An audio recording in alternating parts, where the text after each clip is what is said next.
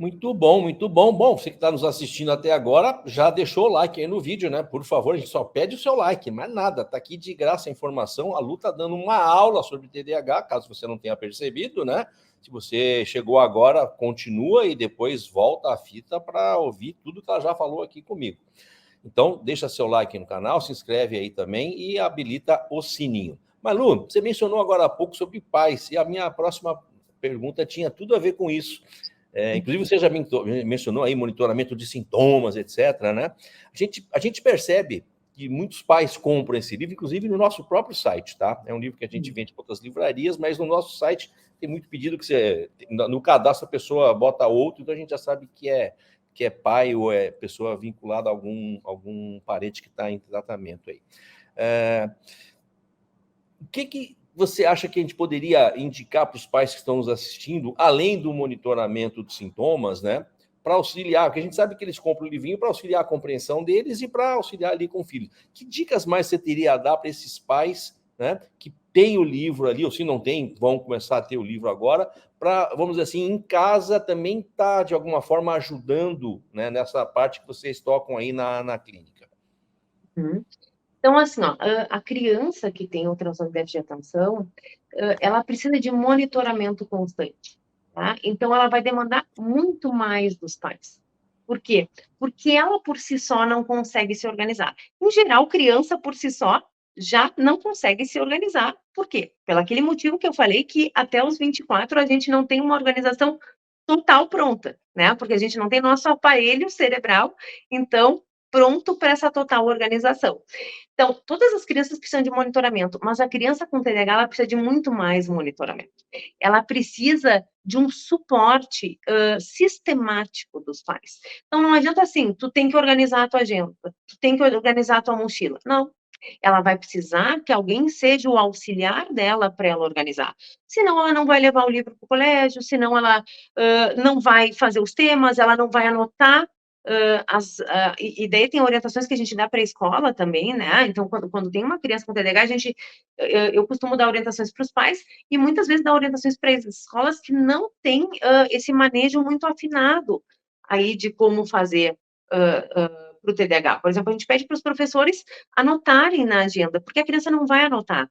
Então, agora, claro, com o mundo tecnológico, os pais recebem em casa, né, quando é que vai ter prova, quando é que é o trabalho, mas é justamente aí que a criança vai se perder.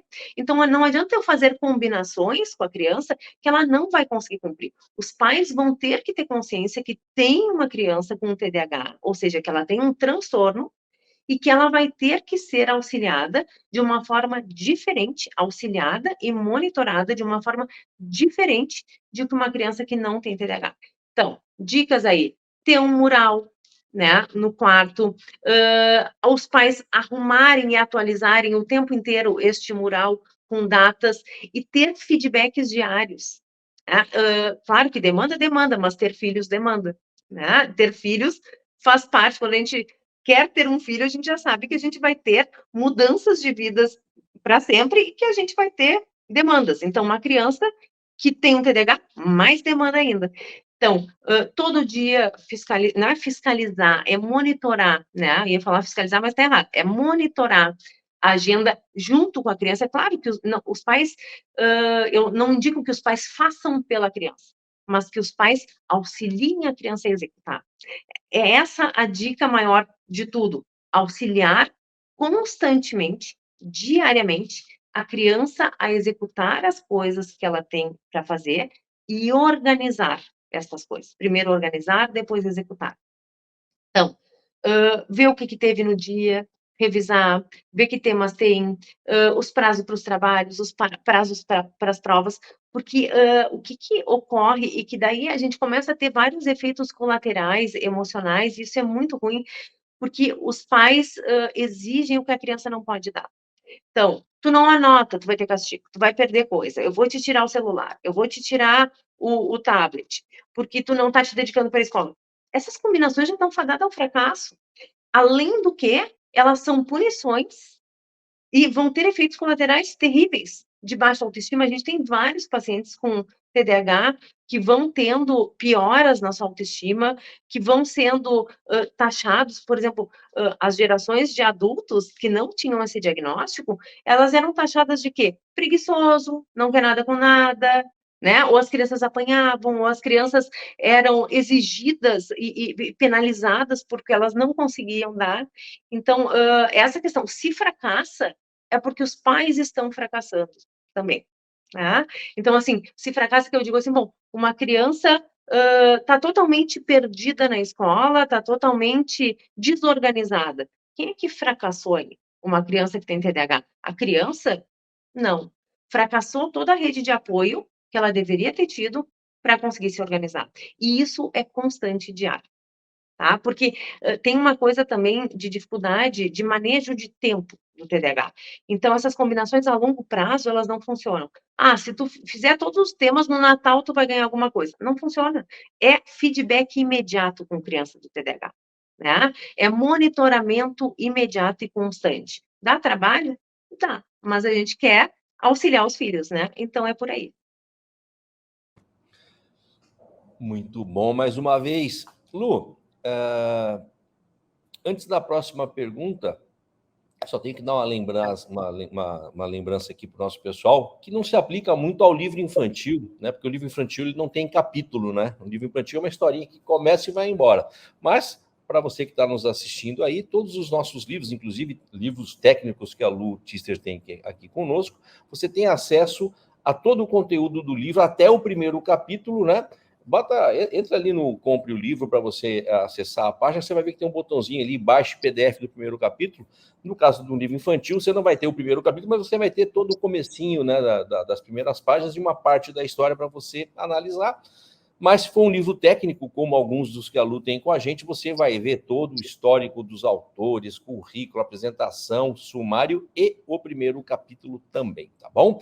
Mas, Lu, você falou algumas coisas, inclusive falou agora a rede de apoio e tal, né?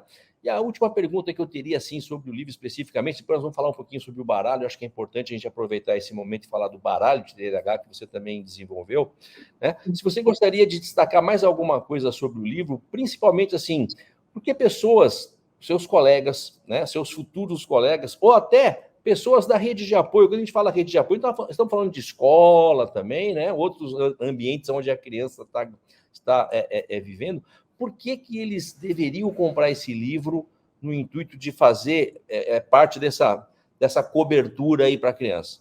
Qual que é a tua dica para esse pessoal? Tá. Principalmente para entender, né, o que realmente ocorre, quais as principais dificuldades que a criança pode experimentar, o que ocorre no cérebro dessa criança, o que ocorre que não está relacionado ao querer ou não querer, né? Não é uma vontade de conseguir, porque toda criança quer conseguir, mas as crianças não conseguem. Então, presta atenção, tem que prestar atenção na aula, não pode falar com o teu coleguinha do lado. Bom, ok, eu posso fazer essa combinação. E não vai se sustentar se a gente não tratar o TDAH. Né? São combinações que já nascem de uma forma obsoleta, que não vão, é unilateral, é uma exigência que não vai ter uma contrapartida, e não é porque a criança está fazendo desaforo, ou porque a criança não quer.